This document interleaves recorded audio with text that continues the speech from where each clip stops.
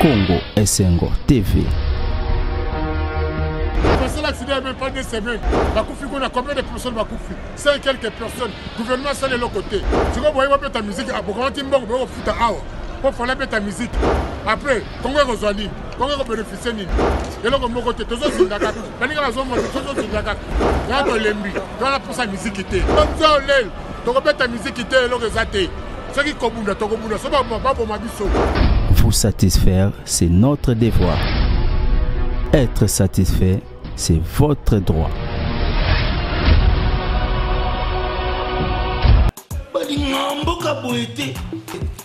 Vous êtes trop amoureux du pays.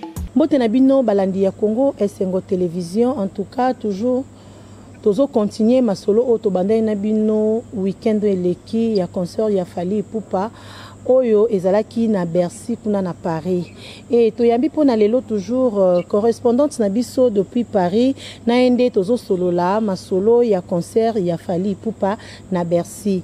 Mbote mama Jenny. Mbote mama Belinda. Mama Jenny Ozan. Ok, merci maman. Oza Bongo en direct ya Congo Esengo Télévision. Maman, okoyiko bete la biso, qu'est-ce qui s'est passé kuna na concert ya Fally Ipupa? Qu'est-ce qui s'est passé? Bon, combattants de Kakizalaki, Basalaki appelle na toute la résistance ya Europe. On a pour soutenir Bango, na pour Pekisa, concert au Fally et s'est déroulé, sachant que voilà, concert et combattant, na Congolais, d'accord, il y a 10 ans, il y a pour interdire concert. Donc le coup de connexion Fally ayaki na yoma que allo bolina concert il faut zonga. Bito moni bande kona biso o bazalaki elongo na biso na combat oyo pe babundela ki makambo ya concert et sila na esika moko na biso. Oui. Tomoni bango bake ko se réunir na Fally.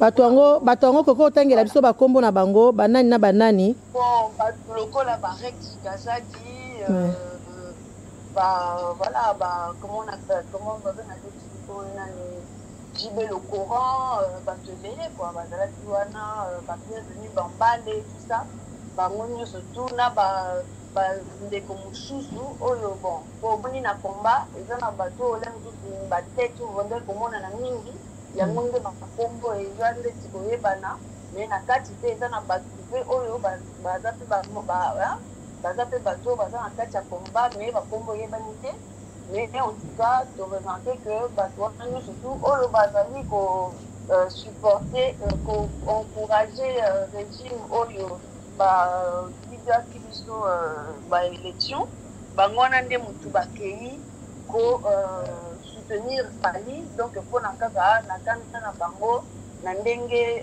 combattant la France a dénoncé le régime en place, dénoncer. Mais Maman Jenny, mais au monité que Zélène en gros défaite parce que bino boloba qui fallait ko beta te mais fallait beti to moni plein à craquer le spectacle salami kuna. Comment était que bino bo réussir na bino te? Bon, là, si on a posé une question, maman Belinda, est-ce qu'il y a un objectif ya ba combattant? Non, nga ba question des angai, bino bozana pour nous répondre ngai. Parce que au moins bino en tant que journaliste bandisango ils allaient bien quand même poser la peine à la question assez poussé assez cherché assez comment dire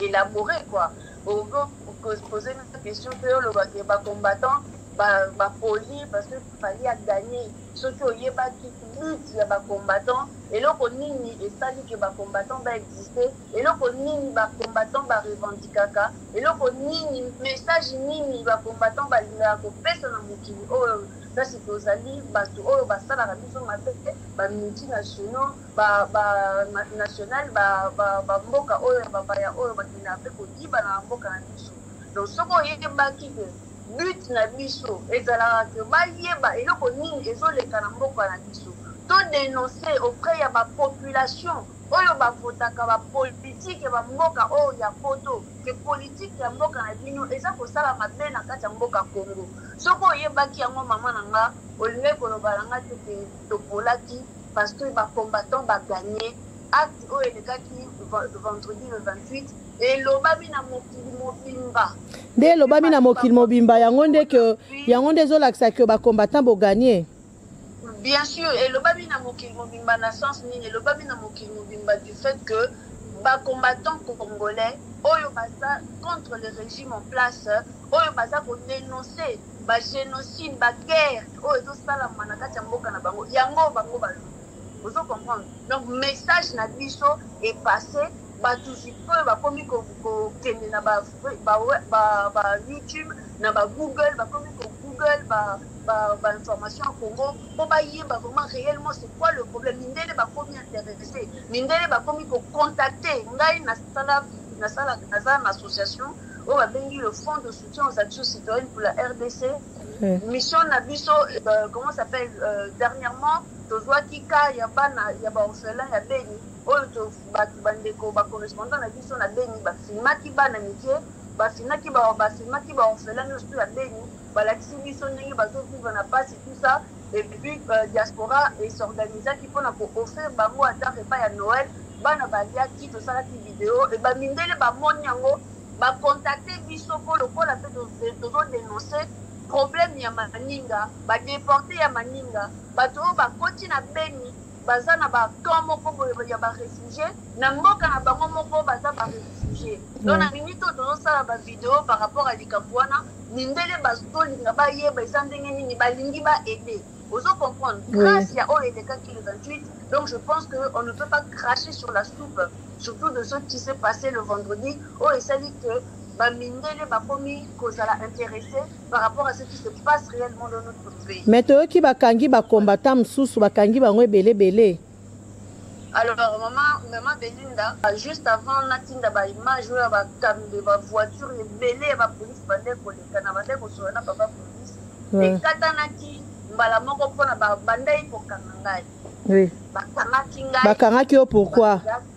Bakangaki ngai parce que ezaki na ba 11h et quelques boye bamoni kaka bato mwindu bakangi bato mwindu nyonso to batie biso contre mur babandi kofuye biso basengi biso bacarte d'identité topesi bacarte d'identité bafuye biso tout ça même pas ba 5 minutes une fois que basisi bavérification bazongisi biso babikanda batiki biso ozomona donc kokanga eza nango tout à fait normal lors d'une manifestation surtout oyo eza mais biso toyoki ke bacombattant oyo bakangi wana bazolinga bazongisa bango na Congo.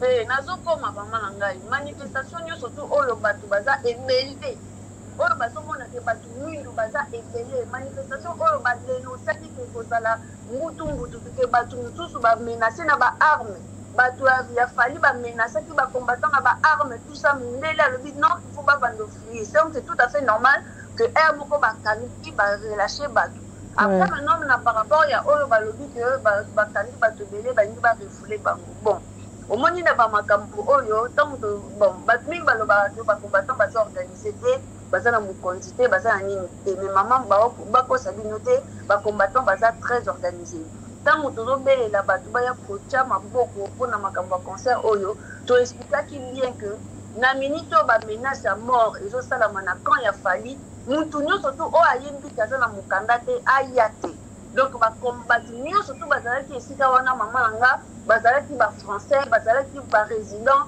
bazalaki na mikanda na bango bazalaki na mikanda na bango donc par rapport ya bato baarrêté poto kende vraiment na modindo te ya koloba trop likolo sans rien dire baarrêtaki 31 personnes baarrêtaki 34 personnes 30 personnes ont été relâchées hier donc à partir de 18h barelâchaki bango 4 personnes oyo balobi que oui bazosuspecte bamonaki ndeti na baimage ezalaki bango moto batumbaki tout ça na bavideo donc il faut baleka na cour lelo fallait baleka na cour na juge lelo donc 4 personnes wana bazali 2 bazali français moko azali italien, moko azali danois. Donc bato wana 4 oyo batikali bazozela cour oyo ezalaki lelo, en aucun cas bazo risquer kozala refoulé parce que baza citoyens français ou danois ou italiens, donc des citoyens européens. En aucun cas en France, loi française tolérera la double sanction, hein? Donc c'est-à-dire aussi mabe to futisio mabe osali et puis to déchoir yo nationalité et puis to zongi ça on a mboka donc on est comme double sanction maman nanga. Ça n'existe pas en France. Donc jusque là ba refoulé na numutute onde ba oloba ke olo moko ekitaki na aéroport Anjili. Non, c'est faux. Ba refoulé mutute tout à l'heure non tinda bino ba image ba photo nyo surtout oh ba tu bazo sala bazo loba oh avion oh ememi ba refoulé ba to ba kimi ba to ba bengani oh image oh les gens ba tu boy na tineli bino ngo bo mo na papa na biso aza ko expliquer aza na logiciel moko soka kotisi photo ngo ekobima na contexte oyo babimisela yango na mbala liboso na Google. Donc bon on a que photo nous surtout on est ba photo trafiquées et que il n'y a pas de Congolais qui ont été refoulés. Bon on a coup interview il y a des colonistes comment il y a un journaliste moko azapé na basé na Congo comment on a piana quelque chose piana. Ye azalaki awa azali Ken Piana oui. Voilà azali mais toki ke Ken Piana yepe kuna ba combattant bolanda ki e po beta e paraît que ba beta ki e ye na nati lokole ça n'engage que lui voilà donc ba beta mi ou bien bazaki agressé ngana mona tiangote ba image ezo circuler neti ya nati lokole ezo circuler vraiment a beta mi ba sopele voir même tina masuba na nzoto. Ah, donc voilà, c'est le risque, hein. Et ça, risque à métier, oh, risque à métier. Mais ça risque à métier, maman Nangaï. Si on a l'obani, bina bino les concerts de boye, na mbamba boye, kutuna, na minuti, bola kisi minuti, bozo nargué, bozo c'est kaba combattant, bozo ça la soki ndeni. Ah, bah on peut basali na ndenge ba fallait basala, ba lobaki ba empêcher coûte que coûte et le wana et salama.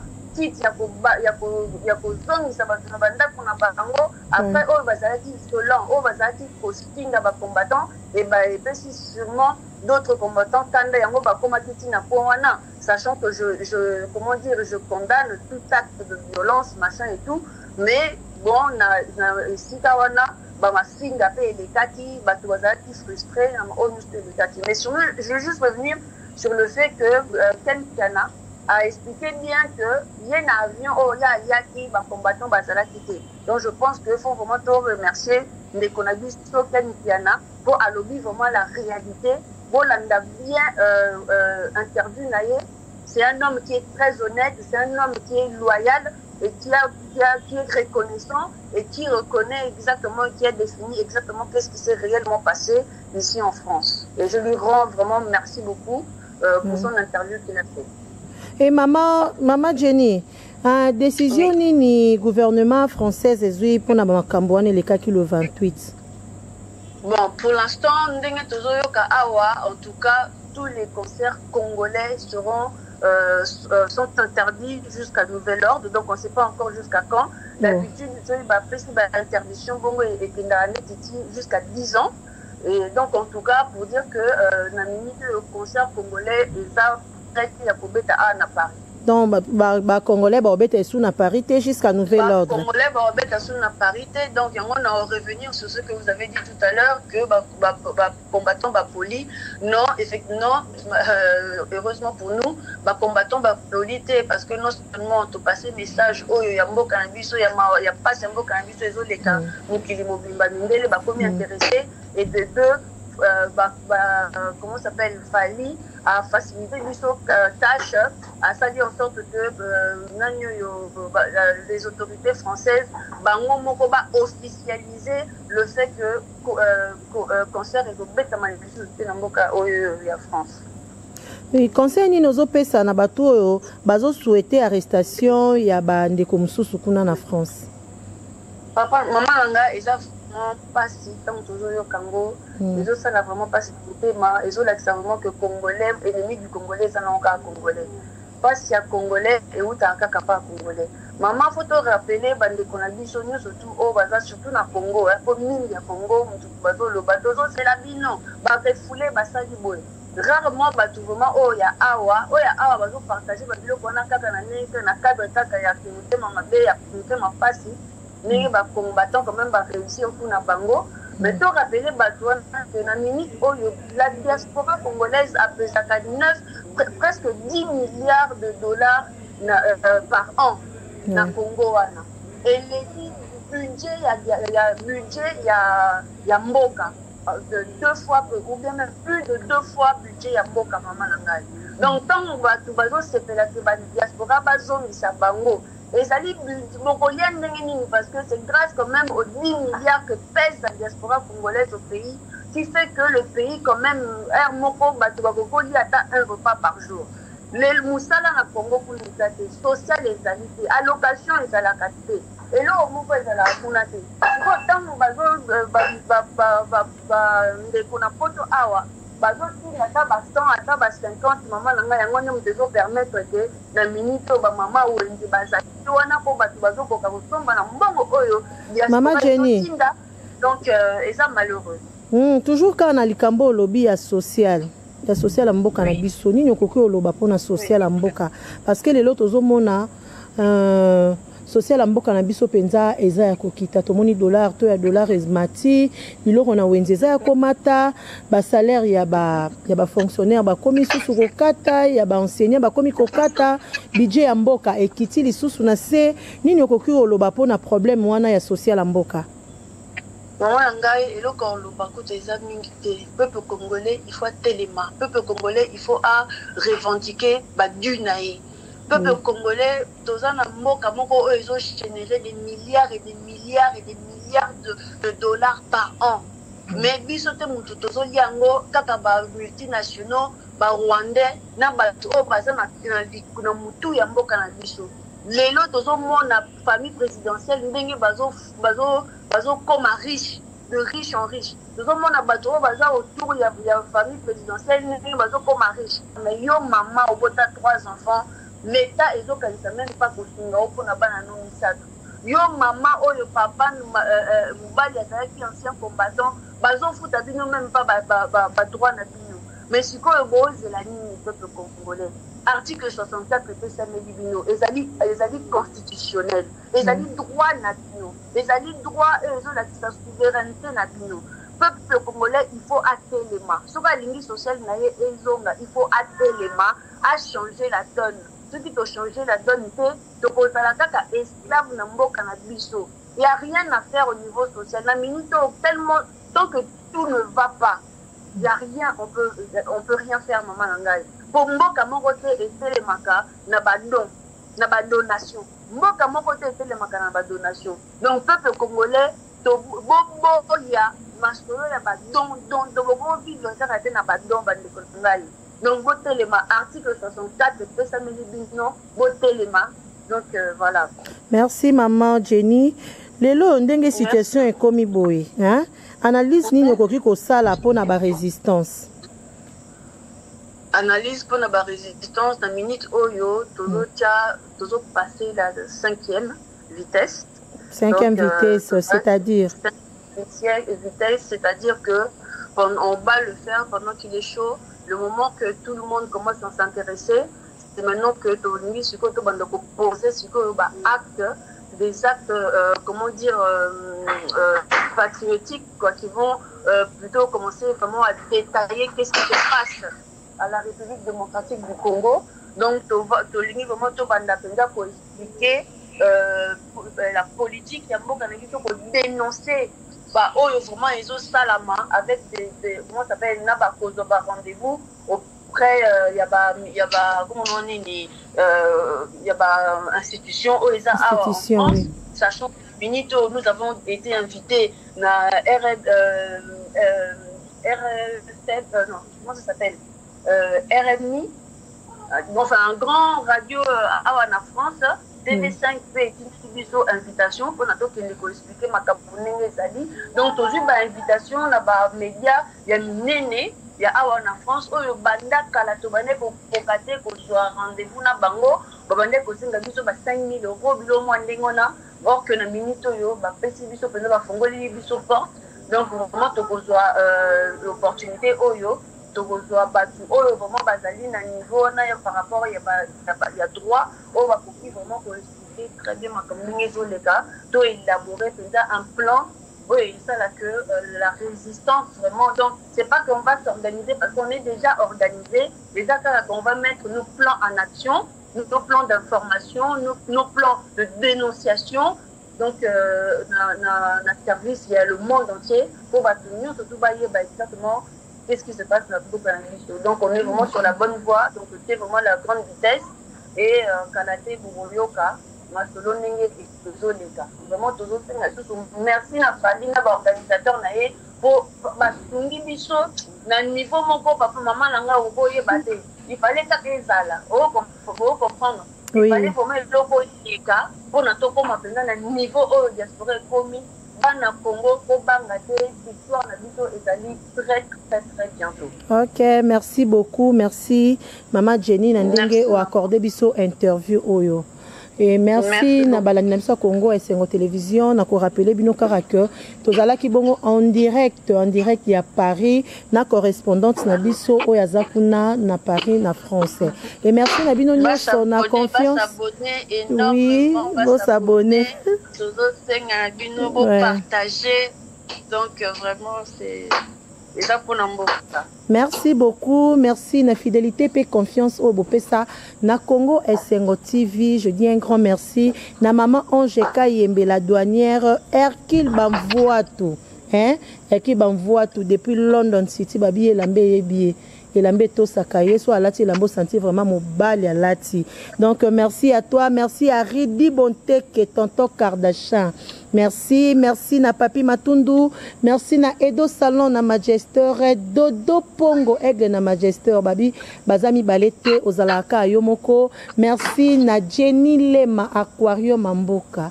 Hortense Nikita Mwasi a Pembe, merci na Yoko Tsakangungi jamais na ndaku.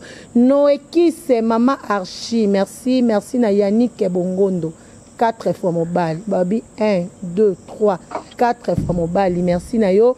Merci na Pichou Mansia Zaki na Sima Caméra, réalisateur Mounene Pichou Mansia de London, a outineka à Londres, a Kiti a Kaka Pona Koya, Kosala na Congo Esengo Télévision.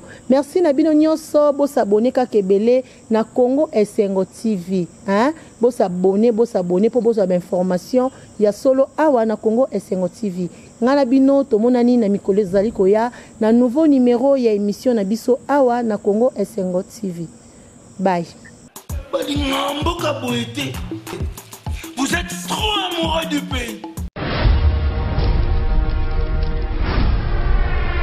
Congo Esengo TV. Vous satisfaire, c'est notre devoir. Être satisfait, c'est votre droit. Abonnez-vous sur notre chaîne Congo Esengo TV.